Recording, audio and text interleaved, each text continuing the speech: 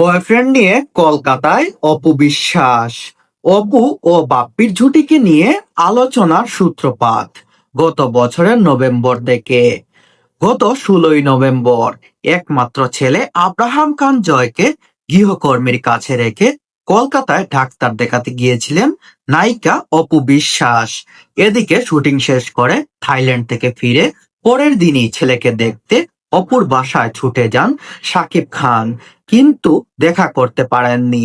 সে সময় শাকিব অভিযোগ করেন, অপু ছেলেকে গৃহকর্মীর কাছে রেখে বাহির থেকে ঘরের তালা বন্ধ করে গেছে। অপুর প্রতি সাকিবের অভিযোগ এতটুকুই থেমে থাকেনি। সে সময় তিনি আরো গুরুতর অভিযোগ এনেছিলেন অপুর বিরুদ্ধে।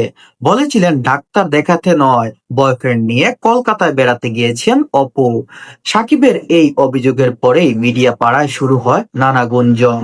সকলেই খুঁজতে থাকে অপুর সেই বয়ফ্রেন্ডটা কে।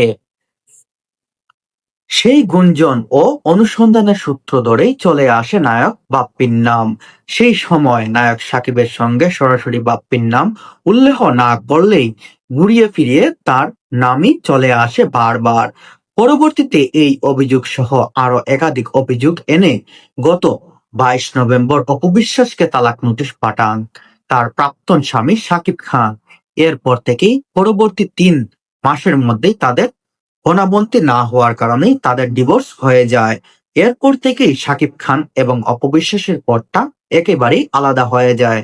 আমরা অনেকেই ভেবেছিলাম শাকিব অপুকে আমরা একসাথে দেখব, কিন্তু অপবিশ্বাসের বাপ্পি চৌধুরীর সাথে প্রেমের সম্পর্কে থাকার কারণেই তাদের বিচ্ছেদের শুরুটা হয়। অবশেষে তৃতীয় পক্ষের কারণে অপবিশ্বাসের সম্পর্কের